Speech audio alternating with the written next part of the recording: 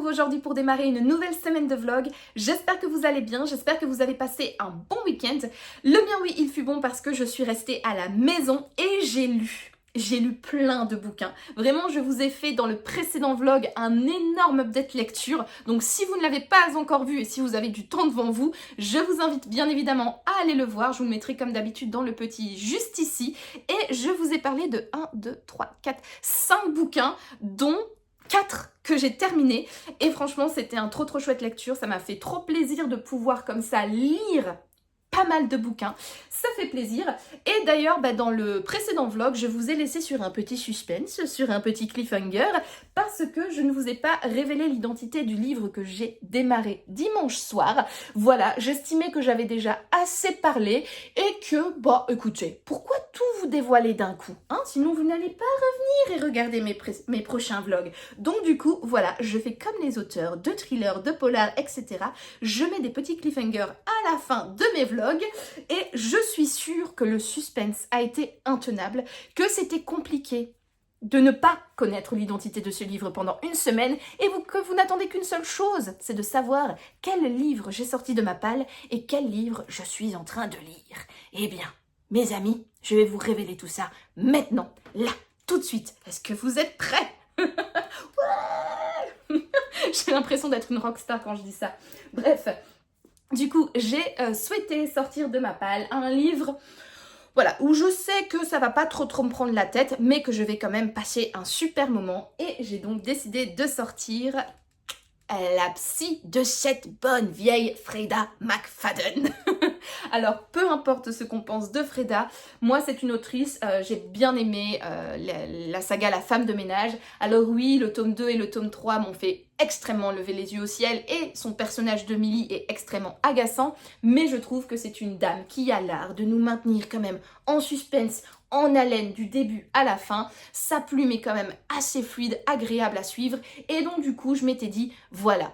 J'avais acheté La psy il y a quelques mois de cela, je ne sais plus trop quand, mais je sais que je l'avais acheté sous les bons conseils de Sophie, ma copine de book club Les Épilogues de So, parce que elle avait pas trop aimé non plus, enfin, elle n'est pas très fan de Freda McFadden et elle n'en lira plus. Elle a lu La femme de ménage, le tome 1 et La psy et elle a dit c'est terminado pour moi. En revanche, elle avait trouvé que La psy était un poil au-dessus de La femme de ménage et elle avait notamment beaucoup aimé le twist final. Et donc du coup, sous les bons conseils de mon amie, je me suis dit, voilà, je vais acheter La psy et donc voilà, comme je savais que ça allait être un livre pas trop compliqué, tout ça, je me suis dit j'ai envie de passer un bon moment, donc je sors ce livre de ma palle. Dans La psy, on va suivre Tricia et Ethan qui sont jeunes mariés et qui souhaitent acheter une maison. Et donc du coup, ils ont une agente immobilière, tout ça. Il y a une annonce d'une grande maison perdue aux États-Unis, je ne sais plus trop où. Ils vont se rendre pour visiter cette maison. Et malheureusement, ils vont être bloqués dans cette fameuse maison / manoir totalement isolée parce qu'en fait, il y a une tempête de neige et donc quand ils arrivent, ils sont ils arrivent en pleine tempête et puis la neige continue à tomber et ils se retrouvent bloqués. Pour éviter de crever de froid, ils vont rentrer à l'intérieur de la maison et ils vont rester bloqués comme ça plusieurs jours. Donc, ils sont bloqués dans une maison vide parce que... vide. Alors non, la maison n'est pas vide puisqu'elle est, elle est toujours meublée, mais il n'y a plus personne qui habite à l'intérieur parce que l'ancienne propriétaire, qui était une psychiatre qui s'appelait Adrienne Hall, a disparu 3 ans plus tôt. On ne sait pas qu'est-ce qui est arrivé à cette psychiatre et c'est comme ça en fait que sa maison est arrivée sur le marché et la maison n'a pas été vidée. Donc elle est restée dans le jus depuis le jour où cette fameuse psychiatre a disparu. Et comme ils sont piégés à cause de cette tempête de neige dans la maison, ils vont un petit peu trifouiller à droite à gauche, regarder, faire la visite eux-mêmes quoi, et ils vont tomber sur une pièce secrète qui contient en fait tous les enregistrements audio des séances de cette psychiatre et ils vont se mettre, en tout cas Tricia va se mettre à écouter quelques enregistrements audio des différentes séances et en parallèle de ça, il y a des bruits suspects dans la maison, il y a des objets qui se déplacent, il y a un frigo qui est rempli de nourriture qui n'est pas périmé, quoi, alors que ça fait quand même 3 ans que la psy n'habite plus là, donc voilà, étrange. Il y a des bruits chelous, le parquet qui craque alors qu'il n'y a personne à l'étage, enfin voilà, on est un petit peu sur une vibe de maison hantée, et en parallèle de cela, donc du coup, on a Tricia qui va écouter les enregistrements des différentes, de plusieurs séances de la psy. Voilà. Alors, je suppose que, parce qu'en parallèle, en fait, le roman alterne entre 2 points de vue, entre le point de vue de Tricia qui visite la maison et le point de vue d'Adrienne, donc la psychiatre, plusieurs années auparavant, donc avant sa mystérieuse disparition. Et donc, je suppose que les 2 histoires vont nous mener à qu'est-ce qui s'est passé, qu'est-ce qui est arrivé à Adrienne et pourquoi est-ce qu'elle a disparu 3 ans plus tôt. Voilà, donc franchement, je prends beaucoup de plaisir à la lecture de ce livre. Alors, le personnage de Tricia, elle est chiante, voilà. Alors, on n'est pas au point aussi chiant que Millie, clairement pas, mais elle a ce comportement un petit peu de midinette qui vient de rencontrer son mari. Bien évidemment, son mari, il est beau, il est intelligent, il est fort, il est ceci, cela, donc elle est complètement en pamoison devant lui, et en plus, elle a quelque chose à lui dire, mais elle ose pas, et c'est donc du coup un petit peu le même caractère chiant de Millie, qui veut dire des choses, mais qui n'ose pas, qui pense des choses, mais qui ne passe pas à l'acte ou qui ne passe pas à l'acte verbal. Enfin bref, donc elle a quand même ce côté chiant qui me fait un petit peu lever les yeux au ciel, mais l'atmosphère de l'histoire, l'alternance entre la psy qui est aussi pas... Elle est un peu chiante à suivre, elle a un caractère... Elle est assez chelou, ça a l'air d'être une femme très indépendante, très... comment dire, qui n'a pas besoin d'hommes dans sa vie, et donc du coup elle a vraiment un petit peu le stéréotype de la femme qui habite seule, qui n'a pas besoin des hommes dans sa vie. Vous voyez un petit peu du coup le cliché, voilà, de la femme forte et indépendante, voilà. Bref, donc il y a un petit peu ce côté très caricatural au niveau des personnages qui me fait un petit peu lever les yeux au ciel et qui me fait dire que oui, c'est ce que j'aime pas trop dans les romans de Freda, mais... On va pas se mentir, franchement ça se lit vite, ça se lit bien. J'ai pas eu beaucoup le temps de lire parce que malheureusement j'ai été frappée d'insomnie et de migraine début de semaine, et donc du coup entre dimanche soir et aujourd'hui, moment où j'ouvre ce vlog, j'ai pas eu beaucoup le temps de lire, et pourtant j'ai déjà lu 138 pages quoi, parce que franchement les chapitres s'enchaînent hyper rapidement, ils sont courts, ils nous maintiennent en haleine, il y a quelques petits cliffhangers à la fin qui font du bien, quoi, qui donnent envie de continuer la lecture, et je trouve que la plume de Freda, sans être exceptionnelle, on peut pas lui enlever qu'elle a quand même du coup ça rend l'histoire hyper fluide et ça donne envie de continuer quoi. Donc voilà, donc pour l'instant je suis en plein mystère. J'ai l'impression que l'autrice, que cette bonne vieille Freda, essaye de nous mener un petit peu en bateau. Voilà, je trouve qu'il y a des petits indices. Enfin, elle commence à mettre les petits indices sur son histoire dès le début de ce livre, mais j'ai l'impression qu'en fait elle veut nous mener sur une piste pour mieux nous la mettre à l'envers. Vous voyez ce que je veux dire?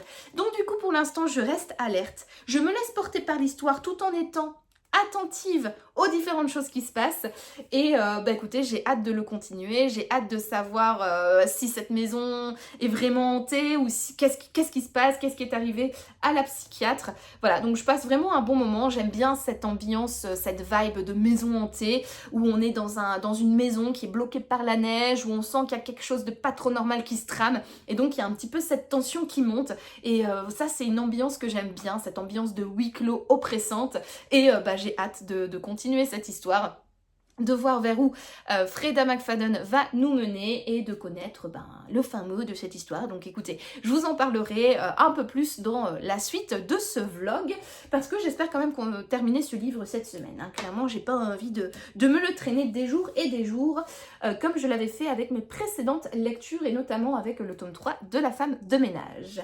Bref, donc ça c'est pour ma lecture papier, et sinon en audio, j'ai commencé aussi un nouveau livre dimanche en allant courir. Il s'agit de Précipice de Céline Dangean. Alors dans ce livre, on va suivre Louise Caumont, qui est major de gendarmerie, il me semble. Alors j'ai toujours dans le sud de la France, mais je ne sais plus exactement la région, je vous la mettrai ici pour ne pas dire de bêtises. Et en fait, elle va être mise sur une affaire.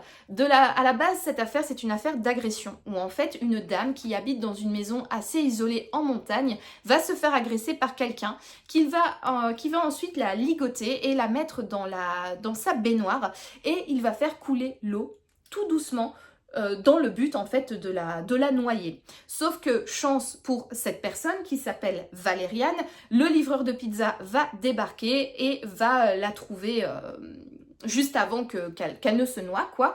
L'agresseur s'est enfui et donc elle va être sauve, elle ne va pas être tuée. Mais plus tard va survenir un meurtre avec les mêmes comment on dit ça, les mêmes modus operandi, voilà. Donc une personne qui est ligotée de la même manière dans une baignoire et qui va finir par se noyer.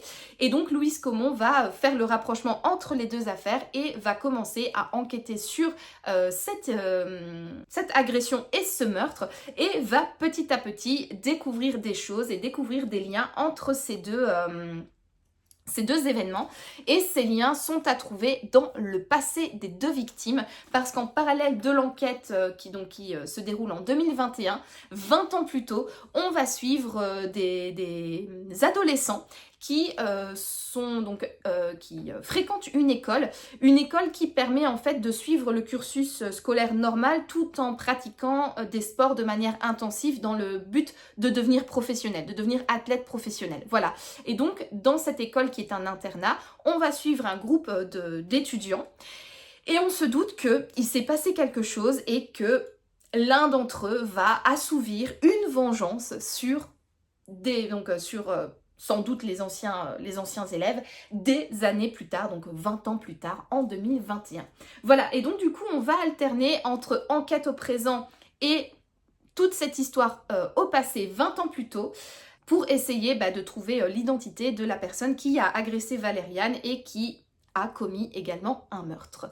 Voilà un petit peu pour le résumé de ce livre. J'ai écouté 163 pages sur 649 si je ne dis pas de bêtises. Voilà, c'est ça.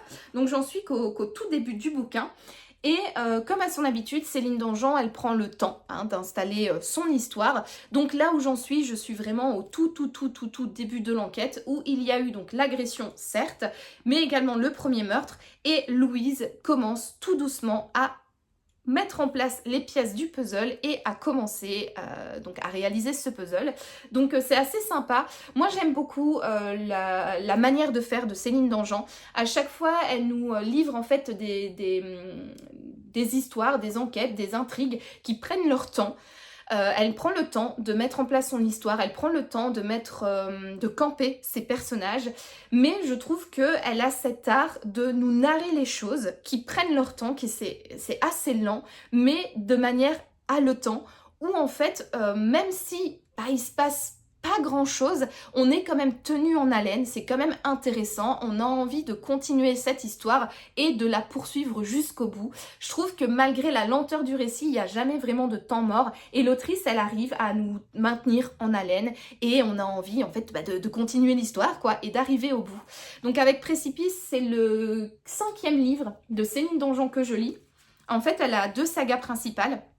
Elle a la saga donc avec Louise Comon qui est constituée de Matrice qui est le tome 1, Précipice le tome 2, Châtiment le tome 3 et je pense qu'elle a continué la saga mais je n'ai plus les noms en tête donc je vous mettrai le tout juste ici. Et il faut savoir que de cette saga Louise Comon, j'ai déjà lu le tome 1 Matrice et le tome 3 Châtiment que j'avais eu l'occasion de découvrir lors du jury pour le prix des pages de l'étrange pour le festival Étrange Grande en 2024 et Châtiment ça avait été pour le jury ça avait été mon coup de cœur et j'avais donné ma voix à ce livre qui a d'ailleurs remporté le prix des pages de l'étrange du festival Étrange Grande en 2024. Voilà, et la deuxième saga du coup de Céline Dangean, c'est celle qui est constituée de La fille de Cali, Le cheptel, Double amnésie et un 4e tome dont j'ai oublié le nom, donc je vous mettrai juste ici. Et que ce soit cette saga avec La fille de Cali, etc. ou la saga Louise Comon, je trouve à chaque fois que ce sont des livres qui sont extrêmement intéressants, notamment pour les personnages principaux parce qu'elle met, Céline Dangean en fait, elle met à chaque fois des personnages féminins en valeur, donc des femmes qui sont gendarmes, qui vont enquêter, et pareil dans ces histoires, c'est à chaque fois des femmes qu'elle va mettre en valeur. Enfin voilà, bref. Donc j'aime bien sa manière de faire et j'aime bien sa plume, j'aime bien la manière qu'elle a de conter les histoires. Je trouve que c'est hyper fluide, hyper agréable. On est bien dedans, une fois qu'on rentre dans une histoire de Céline Dangean, on se laisse véritablement porter par sa plume et on n'a qu'une envie, c'est de découvrir le fin mot de l'histoire. Et le fin mot des histoires de Céline Dangean, c'est souvent bien noir et bien macabre, mais bon, quand on est amateur de policier polar thriller, c'est ce qu'on aime. Donc voilà donc pour ma lecture audio en cours, donc Précipice de Céline Dangean. J'ai hâte de continuer ce livre, j'ai hâte de continuer cette histoire et de voir jusqu'où elle va nous mener. Donc voilà pour ma lecture papier et ma lecture audio en cours. Et écoutez, vous savez tout. Voilà, vous savez tout, donc c'est là-dessus que je clôture déjà le premier rush de la semaine. Et je vous dis donc à plus tard.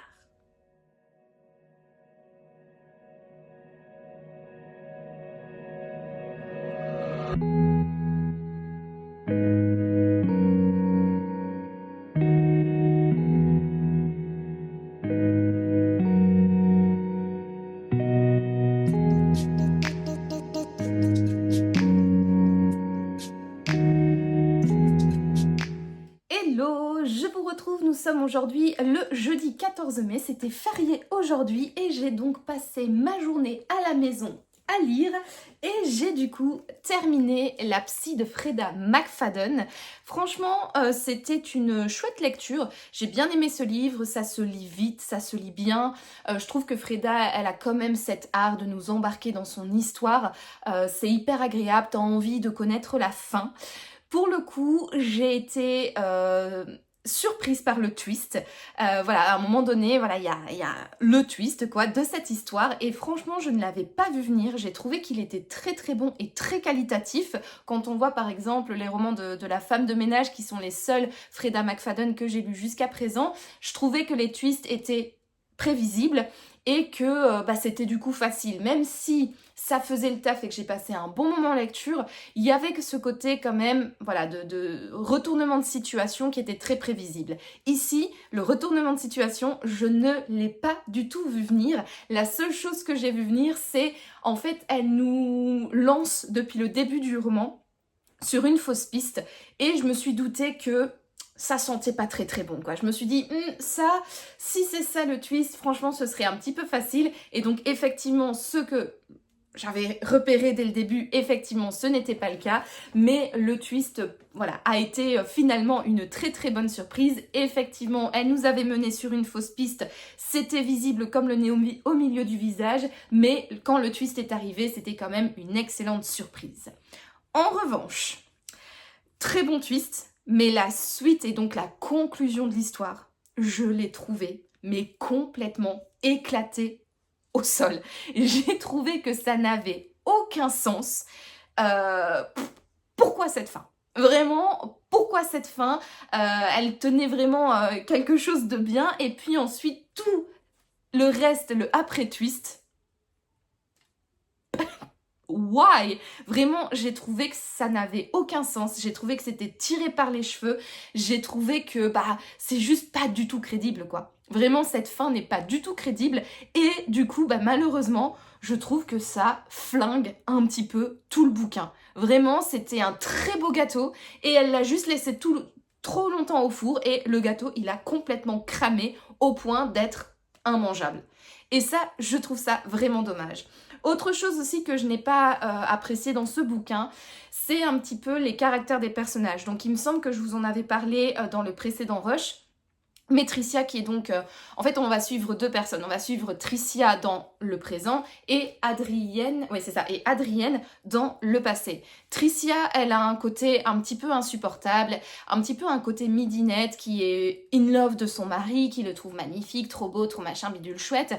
Et elle a un côté un petit peu agaçant, un petit peu comme Millie, mais en plus modéré quand même. Mais c'est quand même une nana qui est un petit peu chiante à suivre, dont les réactions m'ont un petit peu fait lever les yeux au ciel parce que je la trouve vraiment un peu conne, quoi, sur les bords, vraiment. Elle a envie de dire des trucs, mais elle ose pas, et c'est toujours cette hésitation de « je devrais lui dire, non, finalement, je ne vais pas lui dire, je n'ai pas envie de gâcher ce moment, mais en même temps, j'ai envie de lui dire, mais non, je ne vais pas lui dire. » Et Ça, c'est vraiment le comportement qui m'énerve. Mais bon, bref, elle est un petit peu agaçante, mais ça va. Mais là où j'ai été quand même assez déçue, c'est par rapport à la psychiatre, donc à Adrienne Hall, qui est dépeint comme une nana working girl, girl power, qui n'a besoin qui n'a pas besoin d'hommes dans sa vie, qui est forte, indépendante, etc.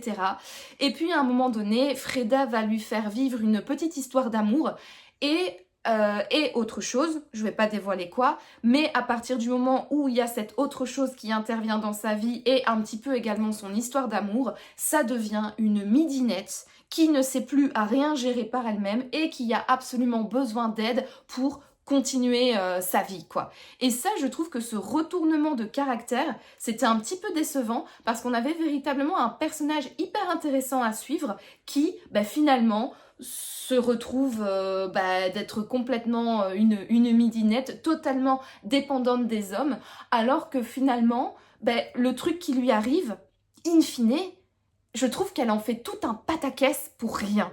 Vraiment, elle en fait une montagne et elle est genre totalement désemparée par rapport à ce qui lui arrive, alors que finalement, franchement, c'est pas un big deal, quoi. T'as envie de dire, mais meuf, ça va, retombe 2 secondes sur terre, c'est pas grand-chose. Et du coup, ça rend sa réaction pas du tout crédible parce qu'elle va en faire tout un pataquès d'une petite montagne de poussière, voilà, et elle va voir ça comme une gigantesque, comme le mont Everest à gravir, alors que pas du tout. Et en plus, pour l'aider à traverser ce big problème, elle va demander de l'aide à son amoureux, quoi, la personne avec qui elle va lier des relations un petit peu plus intimes, et ça en devient vraiment quelqu'un de... En fait, elle perd tout son caractère, vraiment. Elle va aller voir son homme pour qu'il essaye de régler le problème, et en fait, la femme forte et indépendante qu'on a suivie jusque-là devient totalement une femme faible, qui ne sait pas s'en sortir, qui a absolument besoin de demander de l'aide, enfin voilà. Et en fait, cette psychiatre, elle change de caractère du tout au tout d'un coup dans le roman, et je trouve aussi du coup que ce n'est pas crédible et ça décrédibilise la personne d'Adrienne Hall, donc de cette psychiatre, et puis aussi je trouve ça perd un petit peu d'intérêt, quoi, parce que tu suis un personnage intéressant qui d'une page à l'autre devient totalement flasque, pardon, et je trouve ça véritablement dommage. Donc finalement, je trouve qu'il y a quand même quelques points négatifs à ce roman, mais après, je vais pas mentir, c'est quand même un roman qui a fait le taf. C'est un roman que j'ai lu rapidement.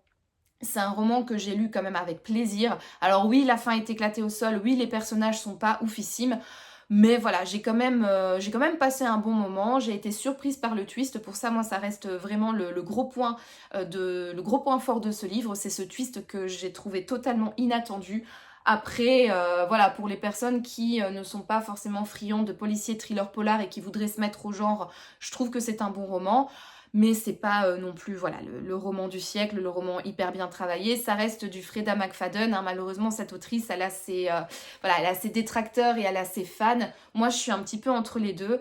Je n'arrêterai pas de lire Freda McFadden. J'ai envie de lire ses autres livres parce que je trouve que c'est des lectures qui sont agréables. Après, je sais que quand je me plonge du coup maintenant dans un de ses livres, c'est le 5e que je lis d'elle, je sais que je vais passer un bon moment, mais qu'il y aura quand même quelques petites zones d'ombre, quelques petits éléments négatifs qui vont un petit peu plomber comme ça ma lecture, mais qui ne vont pas non plus la plomber au point que je vais passer un mauvais moment et que voilà, ça va être une lecture horrible. Franchement, je trouve que Freda McFadden, c'est des bons livres à lire de temps en temps, des petits entre-deux lectures, des lectures un petit peu plus légères, et c'est le genre de bouquin que tu sais que tu vas lire quand même de façon agréable, quoi.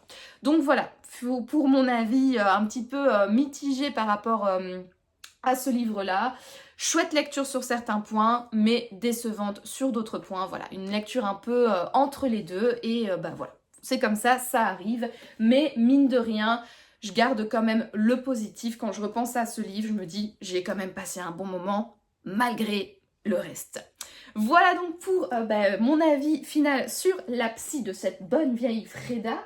Et je vais commencer ce soir un nouveau livre. Je vais commencer la lignée La lignée des maudits, oui c'est ça, de Bleuen Guilou. C'est un livre que j'avais acheté au festival Étrange Grande en septembre dernier, donc en septembre 2025. C'était dédié au monde... à la fantasy, je pense, fantasy fantastique, j'avoue que je confonds toujours les deux, mais voilà, bon, c'était dédié à un genre littéraire fantasy ou fantastique en particulier, avec Anne Rice, il me semble, cette autrice qui avait été mise en avant, donc chaque année le festival Étrange Grande met un genre en lumière et un auteur de ce genre en lumière, et cette année c'était donc du coup je pense la fantasy avec Anne Rice qui a écrit, si je ne m'abuse, Entretien avec un vampire. Bien évidemment si je dis des bêtises, je corrigerai tout ça ici, mais il me semble que c'est ça. Bref, du coup, j'avais repéré ce livre sur les tables des différents auteurs. Malheureusement, j'ai pas pu me le faire dédicacer parce que l'autrice était déjà partie au moment où je me suis décidée à acheter ce livre. Mais j'avais trouvé la couverture magnifique et la quatrième de couverture m'avait donné grandement envie. Donc on est ici dans un livre de young adulte, hein, donc plutôt pour les adolescents, où en fait on est à Édimbourg au 19e siècle, en 1877, et en fait on va suivre une famille qui vend ses services de médium à la noblesse. La seule chose, c'est que en fait, c'est un peu des arnaqueurs, parce que dans la famille, il n'y a aucun médium, sauf le personnage principal que l'on va suivre, Ava, qui est ce personnage-là, qui du coup, elle, est vraiment dotée de dons de médium, mais toute sa famille, en fait, c'est un petit peu des arnaqueurs. Et alors la quatrième de couverture nous dit que l'héritier du trône va être assassiné et sa famille va du coup être désignée pour trouver le coupable. Ils vont avoir 10 jours pour trouver l'identité du meurtrier de l'héritier du trône. Et donc du coup le décompte va commencer pour Ava alors qu'un importun fait son apparition, le fantôme du prince qui a bien l'intention de déterrer les secrets familiaux. Donc on est ici dans un univers un petit peu fantastique avec des fantômes, avec des médiums, des vrais et des faux, et avec un meurtre, voilà, qui doit être élucidé, et également des secrets de famille. Donc je trouvais que la quatrième de couverture réunissait un petit peu tout ce que j'aime bien dans les thématiques. Donc j'aime bien forcément les enquêtes avec les meurtres, tout ça. J'aime bien les récits où il y a des lourds secrets de famille qui doivent être dévoilés, et surtout quand on est dans une grande dynastie comme ça, au 19e siècle et tout, et qu'il y a des gros secrets de famille qui risquent d'ébranler un petit peu toute la dynastie, voilà, entre guillemets. Je trouve ça assez chouette, et le fait que l'intrigue prend place donc en Écosse au 19e siècle, c'est aussi quelque chose qui me plaît énormément. Voilà, c'est une ambiance qui sera particulière, dans laquelle j'ai vraiment envie de me plonger et d'avoir un petit peu cette vibe de fantôme et de fantaisie comme ça, de fantastique plutôt. Je sais jamais la différence entre fantaisie et fantastique, faudrait peut-être que je m'intéresse à ça un jour, mais voilà, un petit peu cette vibe surnaturelle dans un manoir écossais au 19e siècle avec des secrets de famille et des meurtres à résoudre, et voilà, et des petits fantômes comme ça qui apparaissent de temps en temps. Franchement, ça me hype bien, donc j'ai hâte de me plonger dans ce livre, et je vous reprendrai plus tard dans la semaine pour vous faire peut-être je sais pas si j'aurai le temps de le terminer, parce que donc demain vendredi je travaille, je ne fais pas le pont, et samedi c'est mon marathon. Samedi nous sommes le 16 mai et donc je vais courir mon marathon. Alors la particularité du marathon de Luxembourg, c'est qu'il se déroule pendant la nuit, donc c'est un night marathon. Le départ de la course est à 19h, donc techniquement j'aurai toute la journée pour lire, hein. Je vais essayer quand même de me reposer, de bien manger, etc., de me préparer pour la course, mais peut-être que je pourrais avancer un petit peu dans ce bouquin, à voir si j'aurai le temps de bien l'avancer samedi et peut-être de le terminer dimanche. Je ne sais pas, on verra. Je pense que non, mais bon, écoutez, on verra. De toute manière, vous saurez ça dans quelques secondes, dans la suite de ce vlog. Donc du coup, écoutez, je vous dis à plus tard pour savoir si oui ou non j'ai terminé ce bouquin. Voilà, allez, à plus tard.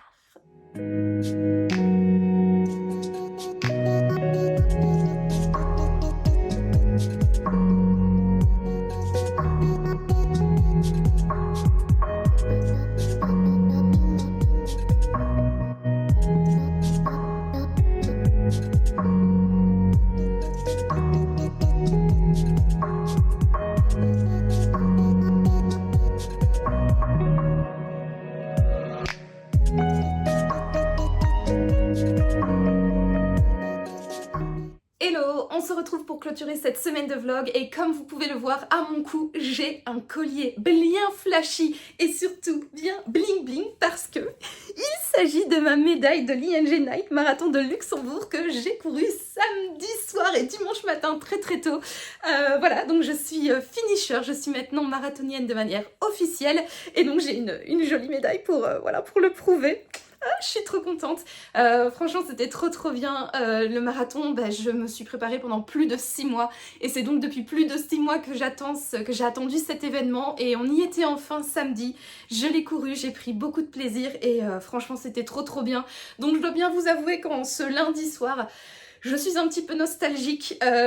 Si vous me dites tu recours le même marathon la semaine prochaine, je signe tout de suite parce que franchement, c'était vraiment un événement incroyable. J'ai eu de la chance d'avoir également de la famille et des amis qui sont venus me soutenir, qui sont venus m'encourager et franchement de voir à des moments différents du parcours des personnes que tu connais qui sont juste là on fire pour t'encourager, ça c'est vraiment un boost au moral, c'est incroyable. Donc franchement merci à toutes les personnes qui se sont déplacées et notamment ma copine de book club Sophie, que vous connaissez très bien sur cette chaîne sous le pseudonyme Les Épilogues de So. Elle était également de la partie. Elle est venue me soutenir au départ et elle est venue me soutenir vers le 34e kilomètre et franchement ça fait trop du bien. Mon mari était également de la partie, des membres de ma famille, enfin franchement c'était trop cool. J'ai passé un trop bon moment et voilà, au niveau des jambes ça va.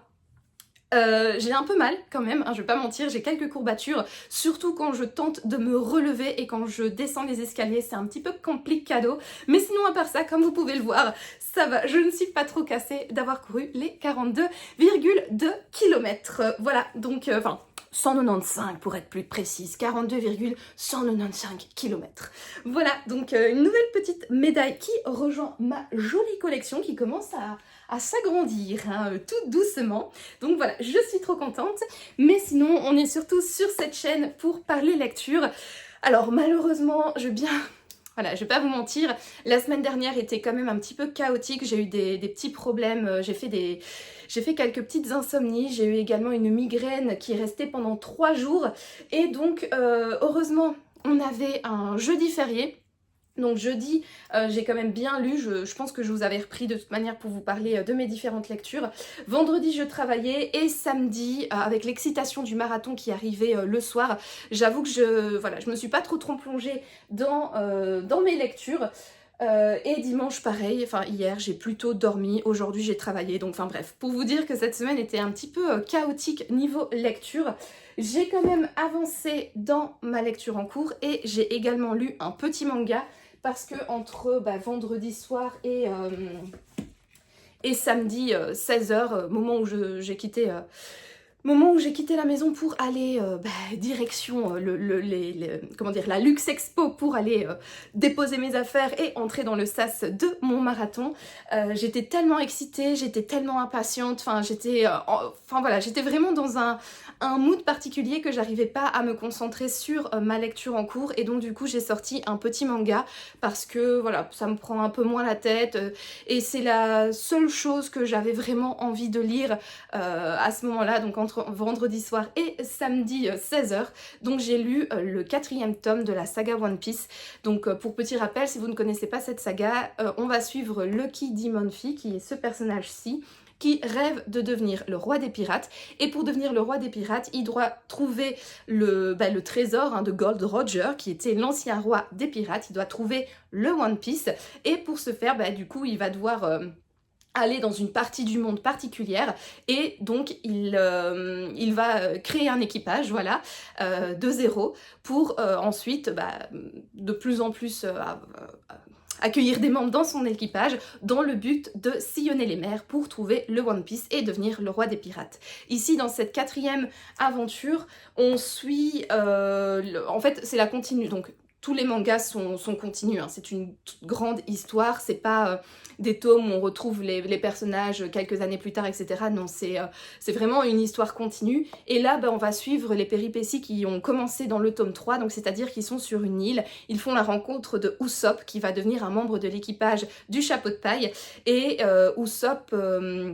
aime bien raconter des histoires, aime bien enjoliver les choses, aime bien un petit peu mentir sur les bords. Et donc dans toute son île, hein, on le connaît comme le menteur, etc. Sauf qu'à un moment donné, des pirates vont vouloir attaquer le village dans lequel il est, et quand il prévient les gens, bah, bien évidemment personne ne le croit, d'autant plus que le chef du bateau pirate qui va attaquer le village, c'est ce personnage-ci, qui est en fait le majordome d'une personne dans le village, qui est sur cette île depuis 2 ou 3 ans, je sais plus exactement, mais qui est hyper respecté, qui est un homme droit, juste, voilà, qui n'est pas comme Usopp à commencer à délirer et inventer plein de choses. Et donc bah, malheureusement pour lui, personne ne va le croire, et donc pour protéger le village, Usopp va, enfin l'équipe du chapeau de paille plutôt, va proposer leur aide à Usopp, et donc du coup ils vont battre le capitaine Cléhadol et son équipe composée de personnages qui font penser à des chats. Voilà, et lui c'est Django l'hypnotiseur, qui est aussi un personnage de la team des méchants, tout ça, enfin bref. Et donc là, on va suivre un petit peu la bataille entre l'équipage du château de paille et l'équipage de Cléhadol. Voilà, et donc franchement, petit roman d'aventure qui fait vraiment du bien. C'est vrai que c'est assez lent, la saga One Piece, mais moi j'aime bien, c'est plein d'aventures, plein d'humour, j'aime bien les personnages qui sont tous caricaturaux à leur façon, et franchement c'était la petite lecture qui m'a fait du bien et dont j'avais besoin entre vendredi et samedi pour bien voilà, me faire oublier mon stress, mon excitation, mon envie d'y être, etc. Et donc voilà, une petite lecture assez agréable que j'ai casée. Et sinon, bah, dans ma lecture en cours, qui est donc la lignée des maudits de Bleu Nguilou, j'ai lu 99 pages, voilà, je suis au chapitre 10. Donc vous voyez, j'ai pas lu grand chose, hein, vraiment, tout simplement parce que j'avais pas la tête à la lecture. Et je dois bien avouer aussi que le début de cette histoire est quand même relativement lente. Ça prend son temps, c'est pas désagréable parce que ça, comment dire, l'autrice en fait elle pose les cadres de l'intrigue, elle pose son atmosphère, on rencontre hein, cette famille, donc c'est pas désagréable en un sens, mais c'est quand même voilà, un roman qui prend son temps au début, et moi j'avoue que c'était pas trop le rythme dont j'avais besoin là, ces derniers temps. J'avais envie de quelque chose de beaucoup plus punchy, de beaucoup plus haletant, de beaucoup plus rapide. Donc voilà pourquoi je n'ai lu que 100 pages. Après, je suis bien pour l'instant dans cette histoire. Alors oui, c'est lent, mais l'histoire a l'air vraiment très intéressante. Donc on suit Ava qui a des dons de médium. Donc en fait, on est dans le monde réel, mais dans le monde réel qui n'est pas nécessairement réel. Donc on est ici en Écosse, sauf que l'Écosse est entourée de ce qu'ils appellent la brume. Et en fait, la brume, quand les gens la traversent, soit ils disparaissent, soit ils ressortent avec des dons. Et donc c'est comme ça que Ava va ressortir de la brume avec les dons de communiquer avec les personnes qui sont décédées. Et voilà, et en fait cette brume, elle est sur toute l'Écosse, pardon, et elle bouge, voilà, elle est pas vivante, mais voilà, c'est une brume donc qui bouge, qui n'est pas juste à un endroit, mais qui voyage, etc. Et donc on apprend dès le début qu'il faut se méfier de cette brume, ne surtout pas rentrer dedans, parce que sinon il peut nous arriver malheur, et il n'y a que les personnes de la famille de Ava qui bravent la brume, et qui donc ressortent avec des pouvoirs magiques, mais on apprend très rapidement qu'en réalité, la famille de Ava, c'est plus des arnaqueurs, parce qu'en fait, ils traversent la brume, oui, et ils sortent de la brume, mais sans pouvoir aucun. Parce qu'en fait il triche un petit peu, enfin voilà, donc on apprend véritablement que toute sa famille ce sont des menteurs, des manipulateurs, etc. et des arnaqueurs, et Ava est la seule qui est véritablement dotée de ce don. Et donc en fait sa famille elle va se mettre au service de l'aristocratie pour entrer en communication comme ça avec les morts, pour répondre à des questions que les vivants souhaiteraient obtenir réponse, enfin voilà. Et donc en fait ils vont mettre en scène les petites séances en fait de communication avec les esprits. Voilà. Et donc Ava, elle a les pouvoirs, mais elle ne l'a pas dit à sa famille. Il n'y a seulement que 2 membres de la famille de Ava qui sont au courant, c'est ses 2 cousines, c'est des 2 personnes avec qui elle est le plus proche, et elles ont plus ou moins le même âge. Et donc ses cousines veulent que Ava dise à toute la famille qu'elle a ses pouvoirs, mais pour l'instant on comprend qu'Ava elle est extrêmement réticente parce qu'elle n'est pas d'accord avec comment sa famille fonctionne, donc elle n'est pas du tout d'accord avec le fait d'arnaquer les gens et de tirer profit pouvoir, richesse et influence par ce biais qui est totalement mensonger. Donc voilà, on sent que Ava, c'est un petit peu un personnage qui est fidèle à sa famille parce que voilà, elle aime bien ses cousines, elle aime bien ses parents, etc. Mais elle n'est pas trop d'accord avec le business familial. Et donc, voilà, je sais pas trop vers où ça va tourner, mais en tout cas, voilà. Un petit peu pour les bases. Et donc là où j'en suis, c'est véritablement on fait connaissance avec Ava, on fait connaissance avec ses pouvoirs, on fait connaissance avec ses cousines, on comprend à travers les différents dialogues et les différentes réactions la dynamique de la famille. Et donc pour l'instant, c'est véritablement une présentation de cette famille, de comment elle fonctionne et des différentes relations entre les personnages de cette famille. Alors je suis un peu troublée pour l'instant parce que la famille d'Ava, elle est composée de pas mal de personnages. Du coup, il y a beaucoup de personnages et c'est un petit peu compliqué de retenir et les prénoms et leurs liens entre eux. Mais heureusement, on a au tout début du roman un arbre généalogique, donc du coup ça nous permet de savoir de qui on parle, de qui est qui, quel est le lien avec quelle personne, etc. Quelles sont également les personnes qui sont décédées, parce que c'est vrai qu'être lancé dans cet univers comme ça de to go, c'est un petit peu perturbant parce que j'ai un peu du mal en fait à relier les différentes relations dans ma tête. Pour l'instant ça va, je gère grâce à l'arbre généalogique, j'espère que au plus j'avance dans le livre, au moins j'aurai besoin de consulter cet arbre généalogique parce que voilà. Là où je me suis arrêtée, il y a un petit cliffhanger, donc je suis assez contente parce que j'espère que le roman va prendre un nouveau rythme en réalité. Donc je vous l'ai dit, là pendant les 99e premières pages, le rythme était assez lent. Là, il y a eu un événement qui est arrivé, il y a eu un cliffhanger, une révélation où tu te dis « Oh ouais !» Merde, du coup comment Ava va gérer avec cette révélation, suspense, surprise, donc j'espère que le roman va prendre du coup, sur base de ce cliffhanger, un nouveau tournant, va devenir un petit peu plus rapide, va devenir un petit peu plus haletant et j'ai hâte de continuer les aventures d'Ava et de continuer avec cette famille, donc c'est Hasselgast, attendez, je sais pas le prononcer, moi je dis Hatzegast, parce que je le prononce un petit peu à l'allemande, mais c'est Hasegast. Bon, voilà, bref. Mais bon, j'ai hâte d'en savoir plus sur cette famille et de continuer leurs aventures et de voir également comment ils vont s'en sortir et si Ava va enfin révéler ses pouvoirs à sa famille. Voilà donc pour ma lecture papier en cours et sinon j'ai également une lecture audio.